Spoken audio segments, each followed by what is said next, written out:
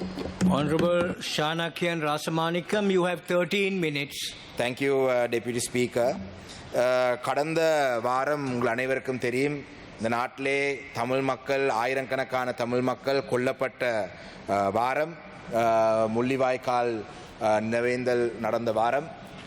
16 ஆண்டுகளுக்கு முன்பாக மிக முக்கியமாக இறுதி போராட்டத்தின் பொழுது ஆயிரக்கணக்கான மக்கள் கொத்து கொத்தாக கொல்லப்பட்ட வாரம்தான் கடந்த வாரம். அந்த வகையிலே அந்த கொல்லப்பட்ட மக்களுக்கு என்னுடைய அஞ்சலியையும் செலுத்தி, கொல்லப்பட்ட மக்களுக்கு அவங்களுடைய உறவினர்களை எதிர்பார்க்கும் அந்த நீதி, இந்த நாட்டிலே இந்த இன அழிப்புக்கான நீதி இதுவரைக்கும் இலங்கை மாறி மாறி வந்த அரசாங்கங்கள் தர மறுத்திருக்கிறார்கள்.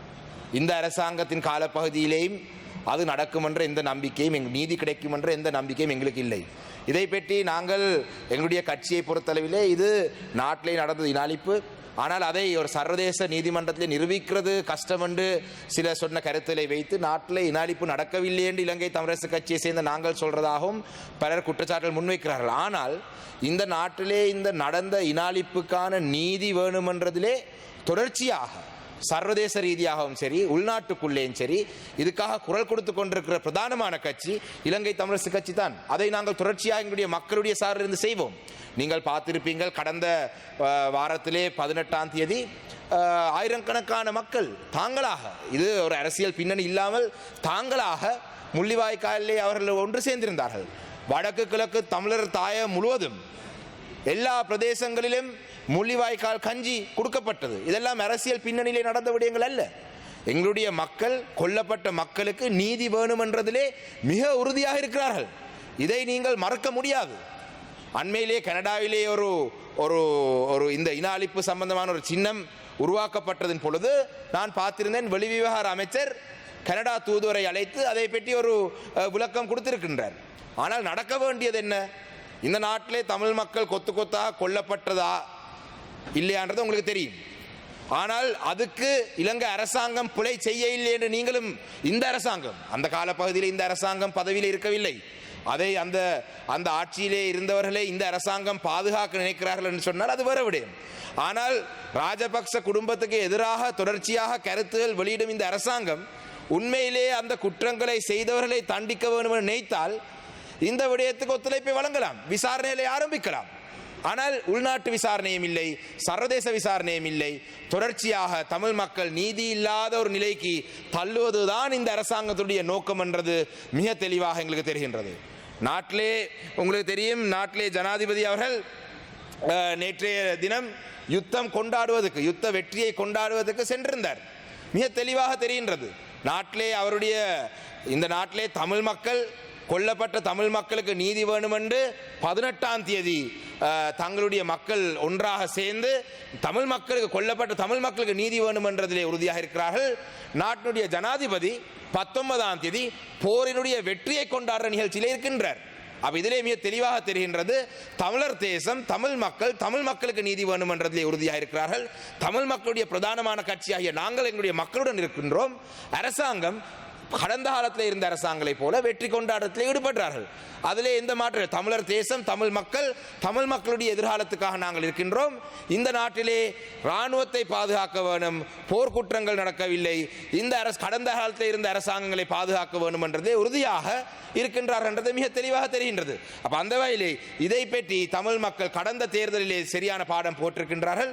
இனி வரும் காலங்களிலும் தமிழ் மக்கள் அந்த விடயத்தை சரியாக செய்வார்கள். சரி, உங்களுடைய அரசாங்கத்தின் கீழே எங்களுடைய ஒட்டுமொத்த இனப்பிரச்சனைக்கான ஒரு தீர்வை தான் வழங்க முடியாவிட்டாலும் கூட, எங்களுடைய தமிழ் மக்களுக்கு எங்களுடைய காணி பிரச்சனைக்கான தீர்வுகளை வழங்க முடியா போனாலும் கூட, எங்களுடைய அன்றாட மக்கள் முகம் கொடுக்கும் சில பிரச்சனை, யானை வேலிகளாக இருக்கட்டும், எத்தனையோ பேர் மட்டக்களப்பிலே மாத்திரம் கடந்த ஒரு மாதத்துக்குள்ளே வவுனதீவிலே ஒருவர் யானை அடித்து செத்தது, பாலிரிவட்டையிலே ஒருவர் செத்தது, தாந்தாமலை போன்ற எல்லா பிரதேசங்களில் ஒவ்வொரு நாளும் இறந்து கொண்டிருக்கிறார்கள்.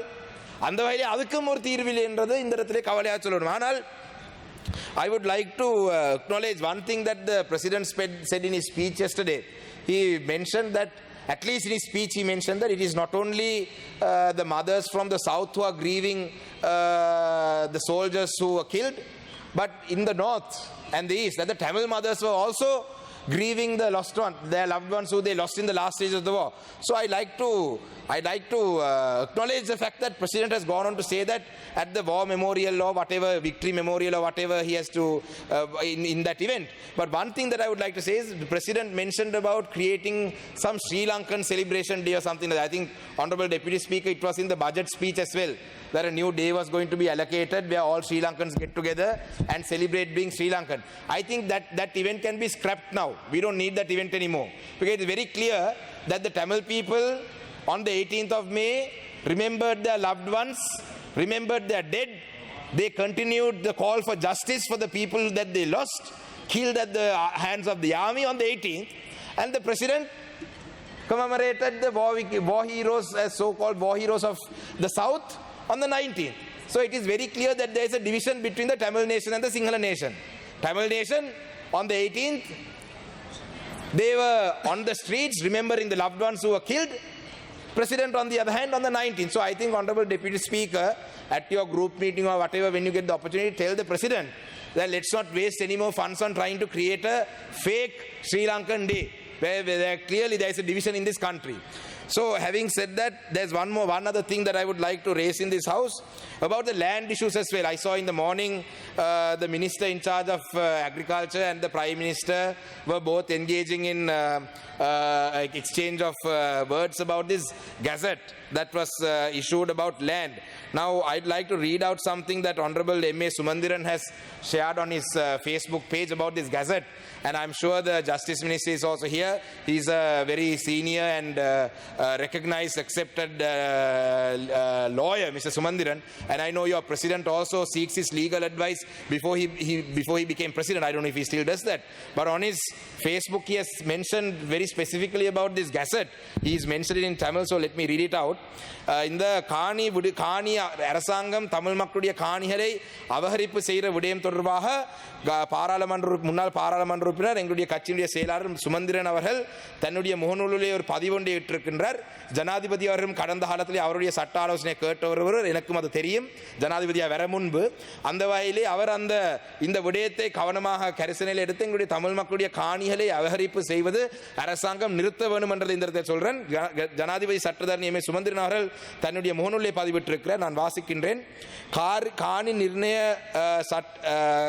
காணி நிர்ணய கட்டளை சட்டத்தின் பிரிவு 4 கீழ் 28/3/2025 வெளியிடப்பட்ட வர்த்தமானியின் தொடர் நடவடிக்கைகள் தற்காலிகமாக இடைநிறுத்தப்பட்டதாக 18/5/2025 திகதியிட்ட கடிதம் மூலமாக காணி அமைச்சு அறிவித்துள்ளது.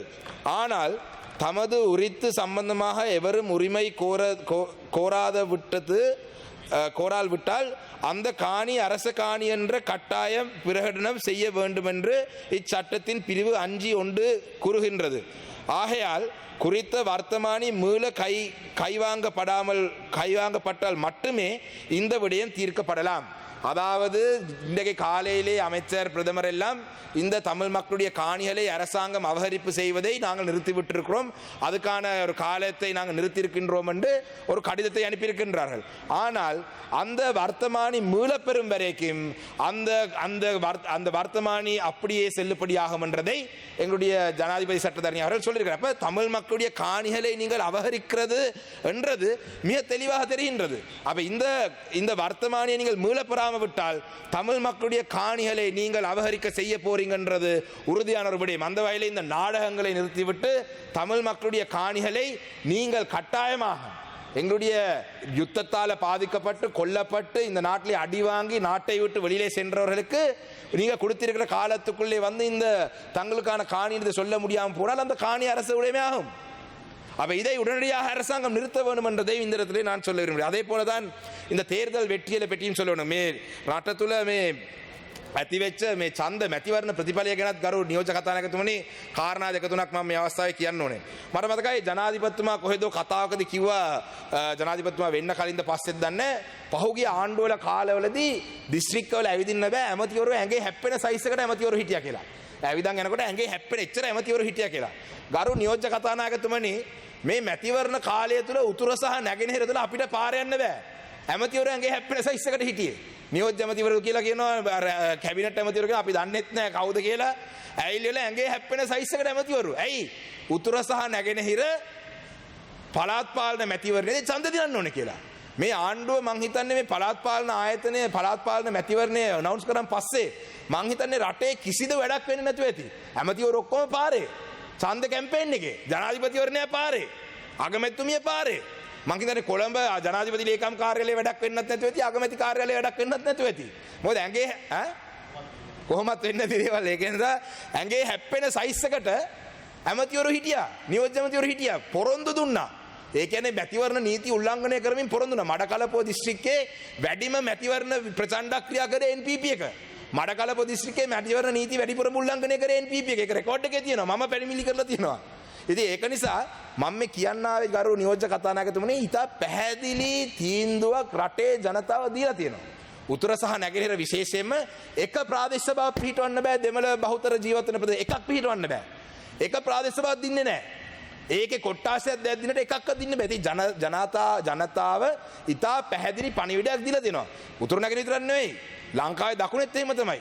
මට මතකයි පහුගිය රජයේදී Basil Rajapaksa Honorable Rasamanikam, you have 2 more minutes. Thank you. BR එතකොට ඇවිල්ලා පාර්ලිමේන්තුවේ කිව්වා පොහොට්ටුව තමයි ඊටාම කෙටි කාලයක් ඇතුළත පළාත් පාලන ජනාධිපතිවරණ පාර්ලිමේන්තු මේ මැතිවරණ තුනම කෙටි කාලයක් තුළ ජයගත්ත පක්ෂ කියලා. ඉතින් එහෙම බැලුවොත් එහෙම දැන් මේ ආණ්ඩුවෙත් ඉන්නවා BR කෙනෙක්. මේ BR ගේ කතාවත් එහෙම තමයි තිබුණේ. හැබැයි මේ BR පිළිගන්න ඕනේ. ඒ BR අඩුම ගානේ ඡන්ද 3ක් එක දිනකට දින්නා. මේ BR දෙකෙන් අවුට්. මේ BR දෙකෙන් අවුට්. පළවෙනි එකේ උතුරු නැගෙන කොහොමත් නැහැ. තුන්වෙනි එකේ අවුට්. ලක්ෂ 68ක් ගත්ත ඡන්ද ලක්ෂ 40 ගන්නට බහැලා තියෙනවා. ඉතින් දැන්වත් මේ BRලා දැනගන්න ඕනේ මේ උද්දච්චකම නවත්ත ගන්න. මම දන්නවා BR කියපු ගමන් විපක්ෂ ඉන්න മന്ത്രിවරු ආණ්ඩු පක්ෂ മന്ത്രിවරු ඔක්කොම දන්නවා කවුද මේ BR කියලා. මේ BR සාපය. මේ රටට වෙලා තියෙන BR සාපය.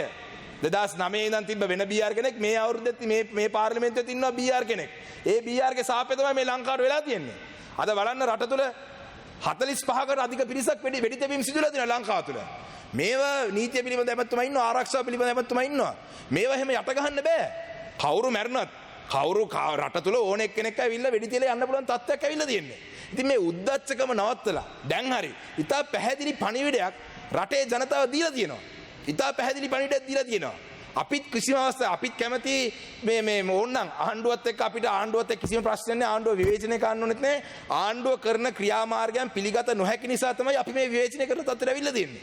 ඉතින් අපිටත් පුළුවන් අපිත් කැමති ඕන්නම් ආණ්ඩුවත් එක්ක අපි විවේචනයේ විරාමයේ සටන් විරාමයකට එමු. හැබැයි උද්දච්චකම නවත්ත ගන්න. උද්දච්චකම නවත්තගෙන පරාජය බාර අරගෙන එන්න. මොකද එහෙම නැත්තම් මේ රට තුල දැන් බලන්න රටේ ජනාධිපතිවරයෙක් කොහේ හරි දැකලා තියෙනවද ගරු කතානායකතුමනි කොයි හරි කාලෙක ස්වාධීන කණ්ඩායම් කැඳවලා රැස්වීම තියෙනවා සභාව පිහිටවන්න. මොකද්ද මේ විහිළුව? රටේ ජනාධිපතිවරයෙක් සභාවන් පිහිටවන්න ස්වාධීන කණ්ඩායම මඩකලපුවෙත් එයිද දන්නේ නැහැ. හෙට අනිද්දා මොකද මඩකලපුවෙත් සමහර සභාවල ස්වාධීන කණ්ඩායම් ඉන්නවා. ඒගොල්ලන් එකතු කරගෙන NPP එකේ සභාව පිහිටවන්න එයිද දන්නේ නැහැ. මොකද ගරු නියෝජ්‍ය Rasamanikam, your time is up. Thank you. ගරු නියෝජ්‍ය කතානායකතුමනි මේ අපි මේ ඉදිරිපත් කරන්නේ ඉතා පැහැදිලිවම අපි ඉතා පැහැදිලිවම කියනවා මේ රටේ ඉදිරි ගමන යන්න තව අවුරුදු 4ක 4 මාරක ප්‍රමාණයක් පාර්ලිමේන්තුවට තියෙනවා. ජනාධිපතිතුමාට ඊට වඩා අඩු කාලයක් තියෙනවා. අපි කිසිසේත්ම මේ ආණ්ඩුවත් එක්ක ගැටුමක් ඇති කරගෙන මේ ආණ්ඩු පෙරලන්න මේ උත්සාහ කරන්නේ. අපි මේ උත්සාහ කරන්නේ ආණ්ඩුව හරි පාරට ගේන්න. මොකද අපිටත් ඕනේ අපිට කැමති 3-2 බලයක් තියෙන ආණ්ඩුවක් තියෙන කාලේ අලුත් ව්‍යවස්ථාවක් සංශෝධනය කරලා මේ රට තුල permanent solution එකක් මේ ජනවාර්ගික අර්බුදයට ඇති කරගන්න අපිත් කැමතියි. හැබැයි ඒක කරන්න අකමැති නම් මේ මැතිවරණ පිටිපස්සෙම නැත්තම් මේ තගිෂ් behavior මේ ප්‍රචණ්ඩ විදිහට හැසිරෙලා උද්දච්චකමෙන් හැසිරෙන එක නම් ආණ්ඩුවේ ඉදිරි අවුරුදු 4ටත් තියෙන ගමන් මග මං හිතන්නේ අවුරුදු 4ක් කොහොමත් යන්න වෙන්නේ නැහැ.